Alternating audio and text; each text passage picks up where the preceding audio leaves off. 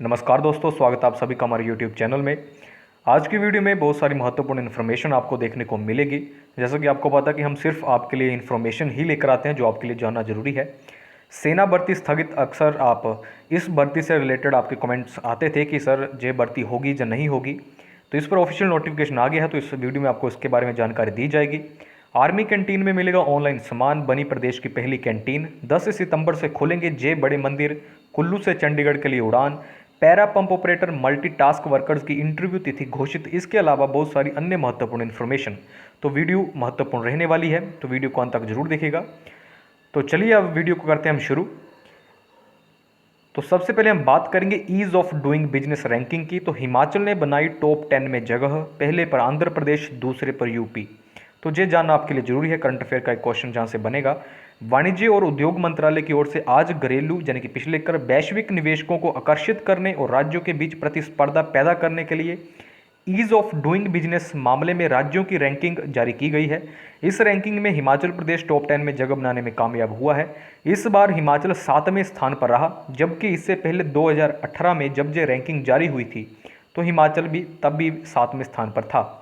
केंद्रीय वित्त मंत्री निर्मला सीतारमण और वाणिज्य एवं उद्योग मंत्री पीयूष गोयल ने शनिवार को राज्य व्यापार रिफॉर्म एक्शन प्लान 2019 रैंकिंग यानी ईज ऑफ डूइंग बिजनेस में राज्यों की रैंकिंग जारी की। इस रैंकिंग में पहले स्थान पर आंध्र प्रदेश, दूसरे पर उत्तर प्रदेश और तीसरे स्थान पर तेलंगाना रहा है।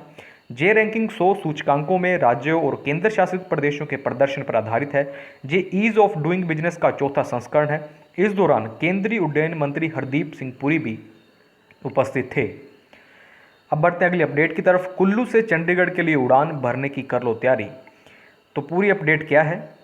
एयर इंडिया लिमिटेड की पूर्ण स्वामित्व वाली सहायक कंपनी एलायंस एयर चंडीगढ़ से कुल्लू के लिए सीधी उड़ान शुरू कर रही है।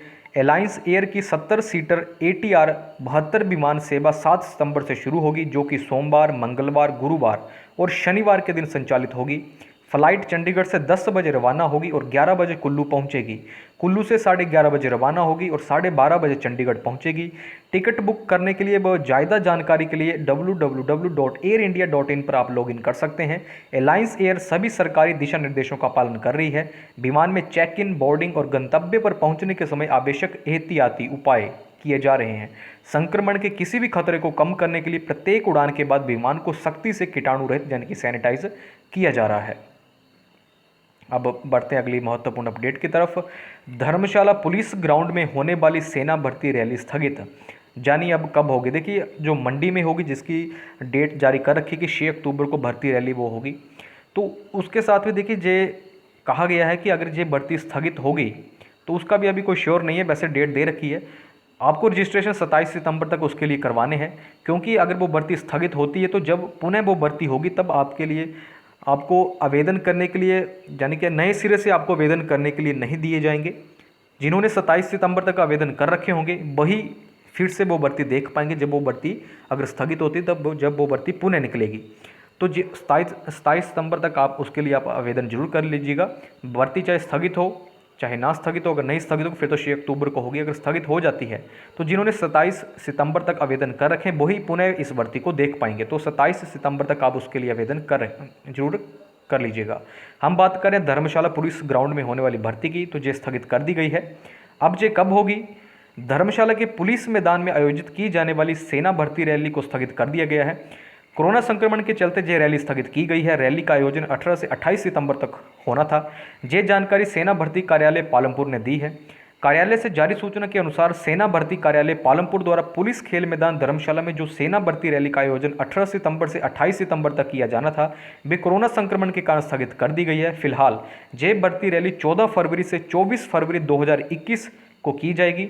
जिन उम्मीदवारों के अपना रजिस्ट्रेशन जिन्होंने देखिए अपना रजिस्ट्रेशन 22 जुलाई से 4 सितंबर तक किया है, वे सभी उम्मीदवार इस सेना भर्ती रैली में भाग ले सकते हैं। अगर इस भर्ती रैली की तारीख में फिर से कोई फेरबदल होता है तो सूचित कर दिया जाएगा।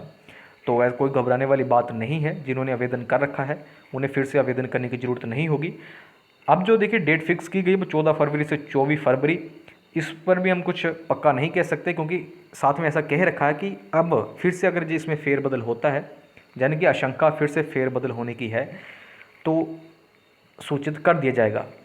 अब मानकर अब ये श्योर है कि अब आपकी जो भर्ती होनी थी वो अब भर्ती आपकी स्थगित कर दी गई है। अब 18 सितंबर से 28 सितंबर तक इसका आयोजन होना था, अब इसका आयोजन नहीं किया जाएगा। इसे कोरोना संक्रमण के चलते स्थगित कर दिया गया है। आर्मी कैंटीन मंडी में अब ऑनलाइन मिलेगा सामान, ये सुविधा देने वाली प्रदेश की बनी पहली कैंटीन। मंडी जिला की आर्मी कैंटीन प्रदेश की पहली ऐसी आर्मी कैंटीन बन गई है जहां ऑनलाइन बुकिंग करवाने के बाद ही सामान खरीदा जा सकता है। कोरोना काल में सोशल डिस्टेंसिंग को बरकरार रखने और भीड़ से निजात पाने के उद्देश्य से जिन्हें प्रयास शुरू किया गया है, सैनिक, पूर्व सैनिक और उनके आश्रित इस नई सुविधा से खासे खुश नजर आ रहे हैं। इसके लिए आप कैसे सामान आप ऑनलाइन खरीदेंगे, तो इस पर जो आगे कोई डिटेल आएगी तो आपको वो जरूर आपको हमारे द्वारा अपडेट करवाया जाएगा। फिलहाल इतनी ही इन्फॉर्मेशन है कि मंडी की जो आर्मी कैंटीन है उसमें ऑनलाइन आपको सामान दिया जाएगा और ये प्रदेश की ऐसा करने वाली पहली कैंटीन होगी। Para pump operator, para fitter, multipurpose worker के पदों की इंटरव्यू तिथियां घोषित। जल शक्ति उपमंडल 1 मंडी के तहत आने वाले ग्राम, तो ये ग्राम के नाम आप देख सकते हैं। आपको मैं सीधा बताऊंगा कि आपकी कब इंटरव्यू होगी।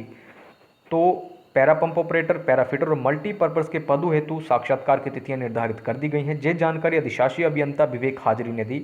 उन्होंने बताया कि जल शक्ति उपमंडल 1 के तहत 9 सितंबर को पैरा पंप ऑपरेटर, 10 सितंबर को पैरा फिटर के पदों के लिए साक्षात्कार होंगे। वहीं 11 सितंबर को मल्टीपर्पज़ वर्कर के साक्षात्कार प्राय 10 से साय 5 बजे तक जल शक्ति उपमंडल 1 मंडी के कार्यालय में लिए जाएंगे।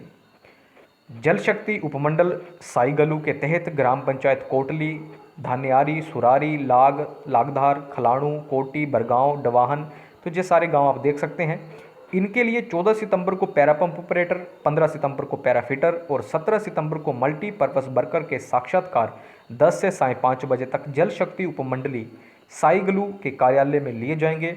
विवेक हाजरी ने बताया कि इन पदों के लिए जिन इच्छुक उम्मीदवारों ने पहले से आवेदन किया हुआ है वे अपने समस्त मूल प्रमाण पत्रों सहित निर्धारित तिथि व समय पर साक्षात्कार में भाग ले सकते हैं।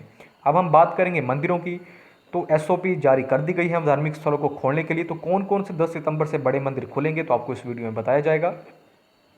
हिमाचल कैबिनेट ने 10 सितंबर से बाबा बालकनाथ, चिंतपूर्णी, नैना देवी, ब्रजेश्वरी देवी, बाला सुंदरी, भीमा काली, ज्वाला जी समेत कई अन्य बड़े मंदिरों और अन्य धार्मिक स्थलों को खोलने की भी अनुमति दे दी है। शनिवार को भाषा, कला एवं संस्कृति विभाग के अतिरिक्त मुख्य सचिव आर.डी. धीमान ने धार्मिक स्थलों को खोलने के लिए दिशा निर्देश जारी कर दिए हैं। धार्मिक स्थलों के लिए मानक संचालन प्रक्रिया यानी कि एसओपी जारी की गई है। इसके तहत प्रवेश द्वारों में स्कैनिंग और हैंड वॉश की व्यवस्था जरूर होगी। मास्क पहने श्रद्धालुओं को ही धार्मिक स्थलों में प्रवेश मिलेगा। इसके अलावा आपको किसी भी चीज़, मूर्ति को छूने की इजाज़त नहीं होगी। बाकी आपको पता ही है सोशल डिस्टेंसिंग का पालन करना होगा। जो भी कोरोना के लिए एहतियात बरतने के लिए जो है जारी की गई गाइडलाइन उनका आपको पालन करना होगा। तो आज की वीडियो में इतना ही। आई होप आपको सारी जानकारी महत्वपूर्ण लगी होगी। इस जानकारी को अन्य के साथ, लोगों के साथ शेयर कीजिएगा ताकि वो भी इसका फ़ायदा उठा सकें। तो इसी तरह की महत्वपूर्ण इन्फॉर्मेशन, अपडेट्स आगे भी हमारे चैनल पर आती रहेंगी। तो चैनल को सब्सक्राइब जरूर कर लीजिएगा और बेल आइकन को जरूर प्रेस कर लीजिएगा ताकि आने वाली वीडियोज़ की नोटिफिकेशन आपको मिलती रहे, कोई भी महत्वपूर्ण अपडेट आपसे मिस ना हो।